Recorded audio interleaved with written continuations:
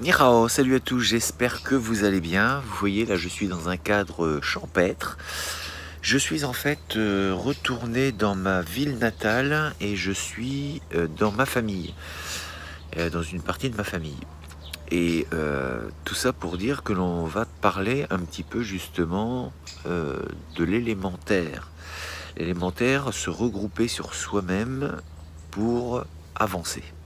Alors pourquoi je parle de l'élémentaire? Parce que dans la vidéo précédente, on avait parlé de l'élément eau.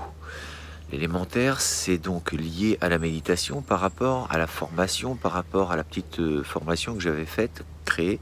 Encore une fois, vous pouvez trouver sur YouTube. En fait, je vais faire 5 vidéos et je pense que je vais rappeler un petit peu de quoi il s'agit par rapport à ces éléments. Vous serez sans doute d'accord avec moi, on prend rarement le temps de se poser et de réfléchir sur soi-même. Dans la pratique martiale, on retrouve ce principe de méditation.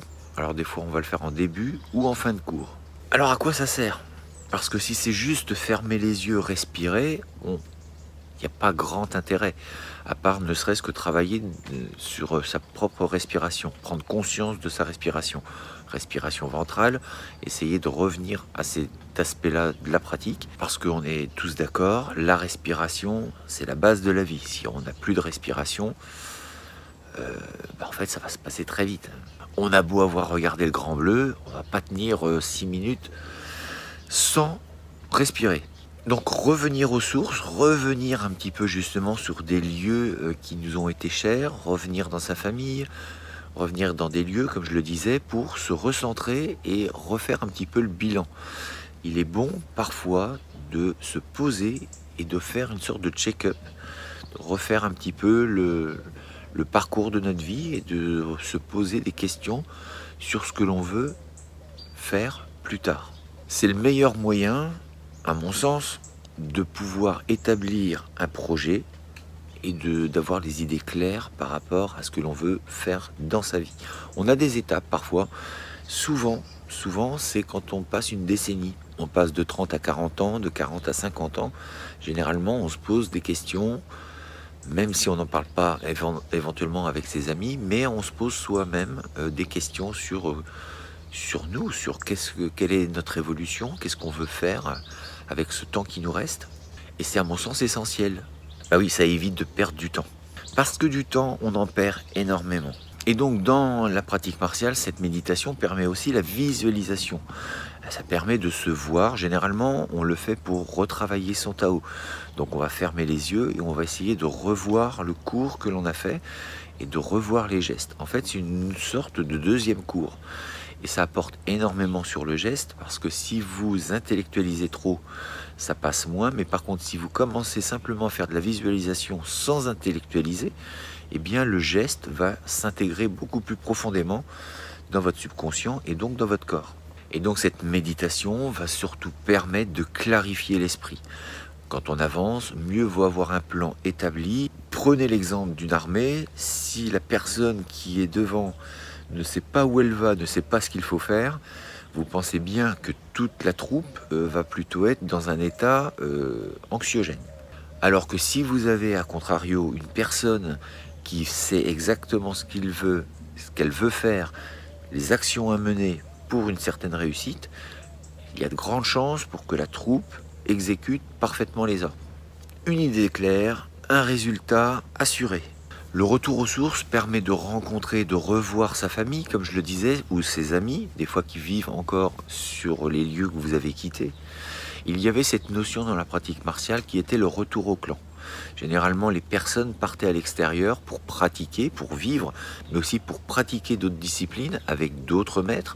Il y avait des échanges qui se faisaient. Et après un certain nombre d'années, une fois qu'il y avait de nouvelles connaissances acquises, on revenait au clan pour redonner ce que l'on avait vu, appris, ingurgité, enfin bref, on venait redonner de son savoir à cette école qui nous avait vu débuter. Donc à mon sens, la méditation a vraiment une part importante dans notre vie si on peut y avoir recours, ne serait-ce que quelques minutes pour débuter, ça peut être 5 minutes, 1 minute, simplement s'habituer à faire ce genre de choses. Alors vous allez me dire, oui mais qu'est-ce qu'il faut faire? C'est pas si simple, il y a je pense énormément de techniques, énormément de méthodes, donc fouillez sur YouTube, il doit y avoir énormément de choses qui existent à ce sujet. Essayez de choisir celle qui vous convient le mieux, et puis commencez à débuter, vous verrez, ça vous fait un bien énorme. On se rend compte que plus on médite et plus on est tranquille, on est apaisé et nos idées deviennent plus claires, surtout lorsque l'on veut avancer. C'est un peu le but de cette chaîne, c'est de prendre conscience que l'on peut faire des choses dans la vie, que l'on peut changer, mais vraiment radicalement. Il suffit de se reprogrammer, entre guillemets, reprogrammer son subconscient pour pouvoir devenir une autre personne, à savoir celle que vous voulez devenir. Et même si c'est bizarre, croyez-moi, vous pouvez devenir vraiment qui vous voulez. Ça demandera quelques efforts, mais en tout cas, vous pouvez vraiment changer de vie si vous l'avez décidé. La pratique martiale le dit, le montre, à travers certains exercices. Le problème, c'est qu'on ne voit pas ce genre de message derrière la pratique des arts martiaux. Ce qu'on voit, c'est qu'il faut se battre, apprendre à se défendre. C'est tout ce qu'on voit. On ne voit pas tous les autres messages qu'il y a derrière. Il suffit de creuser un peu pour trouver. Encore une fois, si ça vous intéresse, il y a un lien sous cette vidéo avec la méthode SDG et vous pouvez la trouver sur Amazon. Je vous laisse et je vous dis à très bientôt pour une prochaine vidéo. Je pars en vacances à la fin de la semaine et je pense que je vais faire quelques vidéos de pratique au bord de la mer. Je pense que ça peut être sympathique. En tout cas, j'espère que vous êtes bien et puis portez-vous bien, restez fort, restez beau et surtout, restez bienveillant. 再见。